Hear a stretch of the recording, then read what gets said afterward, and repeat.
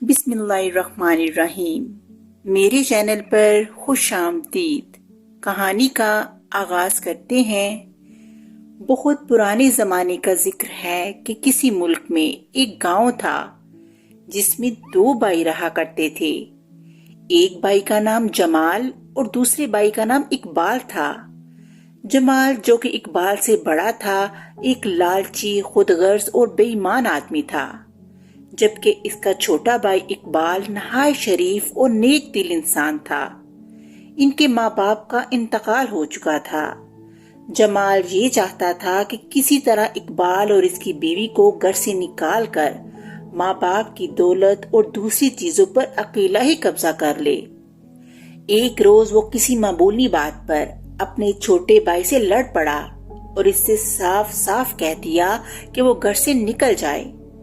اقبال بیچارہ اپنی بیوی کو لے کر ایک دوسرے گھر میں رہنے لگا۔ جمال نے باپ کی چھوڑی ہوئی چیزوں میں سے تمام قیمتی چیزیں اپنے پاس رکھ لیں اور بیکار قسم کا کاٹ کباڑ اقبال کے حوالے کر دیا۔ اس طرح جمال تو کافی دولت مند ہو گیا، مگر اقبال غریب کا غریب ہی رہا۔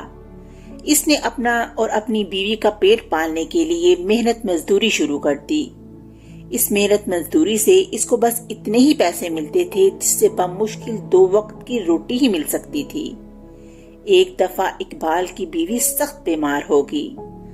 بیوی کی بیماری کی وجہ سے اقبال کام پر نہ جا سکا۔ اس کی بیوی کو دوائی کی ضرورت تھی، مگر اقبال کے پاس اتنے پیسے نہ تھے کہ جس سے دوائی آ سکتی۔ وہ بہت پریشان ہو گیا۔ اس کی سمجھ میں یہ نہیں آ رہا تھا کہ وہ کیا کرے۔ آخر کار اسے پریشانی میں یاد آیا کہ ان کے گھر کے پیچھے ایک چھوٹی سی پہاڑی ہے۔ وہاں ایک پرانا ٹنڈ منڈ درخت ہے جس میں نہ پھل لگتے ہیں نہ پتے۔ اس نے سوچا کہ وہ اس درخت کو کاٹ کر اس کی لکڑیاں فروخت کر دے گا۔ اس سے جو پیسے ملیں گے اس سے بیوی کی دوائی لے آئے گا۔ اس نے اپنی کلہاڑی اٹھائی اور پہاڑی والے درخت کی طرف چل پڑا۔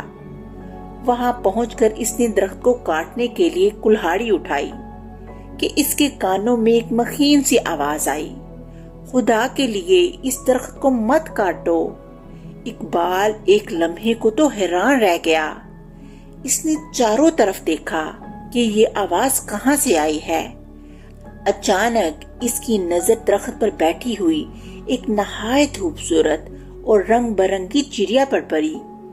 اس چڑیا نے پھر کہا، اس درخت پر میرا گھونسلہ ہے اور اس گھونسلے میں میرے چھوٹے چھوٹے بچے ہیں۔ تم یہ درخت کاٹ دو گے تو میرے بچے بھی گھونسلے سمیت زمین پر گر پڑیں گے۔ مجھ پر رحم کھاؤ، اس کے بدلے میں تم کو اتنی دولت دوں گی کہ تم ساری زندگی چین اور سکون سے بسر کرو گے۔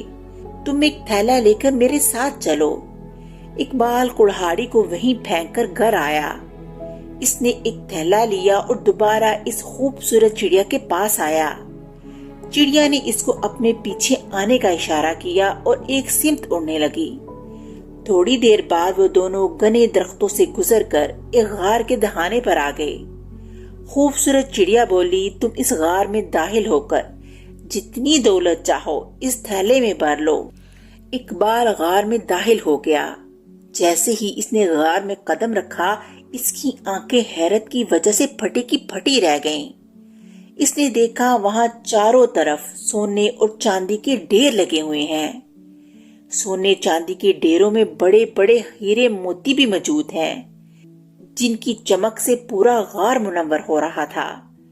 اس نے جلدی جلدی ان کو اپنے تھیلے میں بننا شروع کر دیا۔ ابھی زیادہ دیر نہ گزری تھی کہ اس کے کانوں میں چڑیا کی آواز آئی۔ وہ کہہ رہی تھی، جلدی کرو جلدی کرو، فوراً غار سے باہر آ جاؤ ورنہ اس کا منہ بند ہو جائے گا۔ یہ سنتے ہی اقبال نے اپنے تھیلے کو مضبوطی سے دونوں ہاتھوں میں تھاما اور بھاگ کر غار سے باہر نکل آیا۔ اس کے باہر نکلتے ہی غار کا پتھر کا دروازہ پرشور آواز کے ساتھ بند ہو گیا۔ اقبال کا تھیلا اگرچہ پوری طرح نہیں بھر سکا تھا، مگر اس میں اتنی دولت آ گئی ہی تھی کہ وہ پوری زندگی بھی اس کو خرچ کرتا تب بھی ختم نہ ہوتی۔ وہ خوشی سے پھولا نہ سما رہا تھا۔ اس نے چڑیا کا شکریہ ادا کیا اور گھر کی جانب چل دیا۔ اس کی بیوی نے جب اتنی ساری دولت دیکھی تو مارے خوشی کے اسی وقت بلی چنگی ہو گئی۔ دونوں میاں بیوی اس دولت کو خرچ کرنے کے منصوبے بنانے لگے۔ خدا نے ان کے دن پھیر دیے تھے۔ اقبال نے اپنے رہنے کے لیے ایک بڑا سا گھر بنایا اور اس میں اپنی بیوی کے ساتھ رہنے لگا۔ اس کا بڑا بھائی جمال بہت حیران تھا کہ اقبال یکا یک اتنا امیر کیسے ہو گیا۔ ایک روز وہ اس کے گھر پہنچا۔ اقبال نے بڑے بھائی کو دیکھا تو فوراً ہی تمام پچھلی باتوں کو فراموش کر دیا اور جمال کی خوب آؤ بھگت کی۔ باتوں باتوں میں اس کے چلاک بھائی نے اس کے دولت مند بن جانے کا راز معلوم کر لیا۔ اقبال نے اس کو تمام باتیں بتا دیں کہ وہ کس طرح درخت کاٹنے گیا۔ وہاں پر اس کی ملاقات ایک خوبصورت رنگ برنگی چڑیا سے ہوئی جو اس کو جادو کے غار پر لے گئی، جہاں سونے، چاندی اور ہیرے جواہرات کا ڈھیر تھا۔ اقبال کی کہانی سنتے ہی جمال فوراً اپنے گھر گیا۔ وہاں سے اس نے کلہاڑی لی اور ایک بہت بڑا تھیلا لیا۔ اس نے سوچ لیا تھا کہ وہ بھی اقبال کی طرح درخت کاٹنے جائے گا۔ پھر جب وہ چڑیا اس کو دولت سے بھرے غار میں لے جائے گی تو وہ تھیلے کو سونے، چاندی اور ہیرے جواہرات سے لبالب بھر لے گا اور اقبال سے زیادہ دولت مند ہو جائے گا۔ جمال اس درخت کے قریب پہنچا اور چور نظروں سے خوبصورت چڑیا کو دیکھنے کی کوشش کرنے لگا، مگر یہ دیکھ کر اس کو شدید مایوسی ہوئی کہ وہ چڑیا اقبال کی بتائی ہوئی شاخ پر موجود نہ تھی۔ اس نے غصے میں آ کر درخت پر کلہاڑی دے ماری، جس سے پورا درخت لرز گیا۔ اچانک جمال کے کانوں میں ایک گھبرائی ہوئی باریک سی آواز آئی، خدا کے لیے اس درخت کو مت کاٹو۔ جمال نے دیکھا کہ وہ حسین و جمیل چڑیا اپنے گھونسلے سے پھڑپھڑا کر نکلی۔ اس کے 3 بچے خوف زدہ ہو کر گھونسلے سے باہر جھانک رہے تھے۔ جمال نہ صرف خود غرض اور لالچی تھا بلکہ جلد باز بھی تھا۔ اس نے یہ بھی گوارا نہ کیا کہ وہ چڑیا کی پوری بات ہی سن لیتا۔ وہ کھڑک کر بولا، اگر تم مجھے اسی وقت اس غار تک نہیں لے جاؤ گی جس میں سونے، چاندی اور ہیرے جواہرات کے ڈھیر ہیں تو میں اس درخت کو کاٹ دوں گا اور تمہارے بچے نیچے گر کر مر جائیں گے۔ چڑیا جو بیچاری بری طرح ڈر گئی تھی جلدی سے بولی، تم گھر سے تھیلا لے آؤ، پھر میں تم کو اس غار تک لے جاؤں گی۔ جمال بولا، تھیلا میرے پاس ہے، تم مجھے غار تک پہنچا دو۔ چڑیا جمال کو اسی طرح غار تک لائی جس طرح اقبال کو لائی تھی۔ جمال نے جو غار میں اتنی دولت دیکھی تو وہ دیوانوں کی طرح اپنا تھیلا بھرنے لگا۔ تھوڑی دیر بعد اس کے کانوں میں چڑیا کی آواز آئی۔ وہ کہہ رہی تھی، جلدی کرو، غار سے باہر آ جاؤ ورنہ غار کا منہ بند ہو جائے گا۔ مگر جمال نے چڑیا کی بات پر کوئی دھیان نہ دیا۔ وہ اپنے تھیلے کو بڑھتا رہا۔ اس لالچی انسان کا دل غار سے باہر نکلنے کو نہیں چاہ رہا تھا۔